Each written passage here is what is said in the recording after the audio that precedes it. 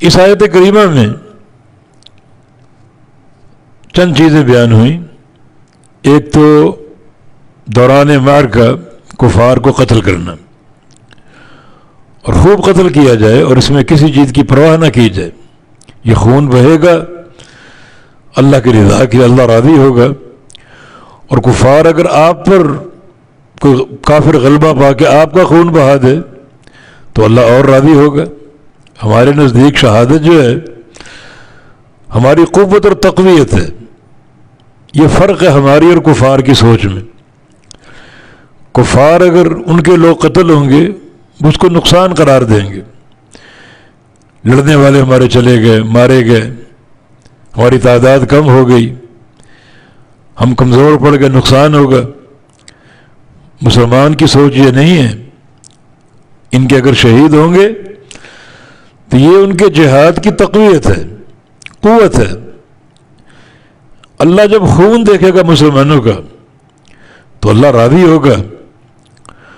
اور غلبہ اور نصرت اللہ تعالیٰ کے ہاتھ میں ہے، مدد کرنا اللہ کے ہاتھ میں. جب وہ راضی ہو جائے اس عظیم کردار سے کہ میری رضا کے لیے میرے بندوں نے خون تک بہا دیا اور جان تک قربان کر دی، تو اللہ تعالیٰ کی مزید رضا کا باعث ہوگا.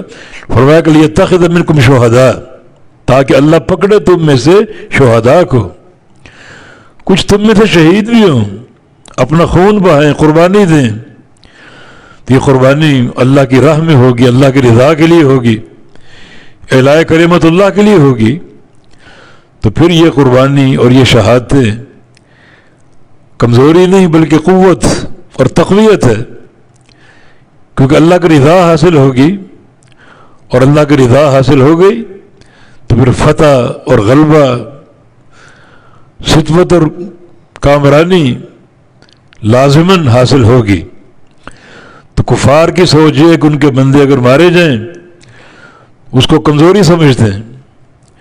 ہماری سوچ یہ کہ ہمارے لوگ اگر شہید ہوں گے تو ہماری قوت کا باعث ہے، کیونکہ یہ شہادت اللہ کی رضا کا باعث ہوگی.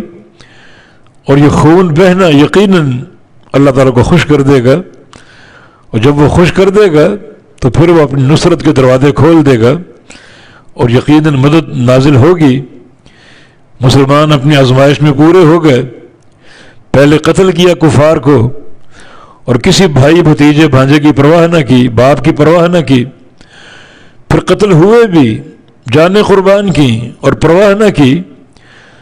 تو یہ دو چیزیں اللہ کی رضا کا موجب بنتی ہیں.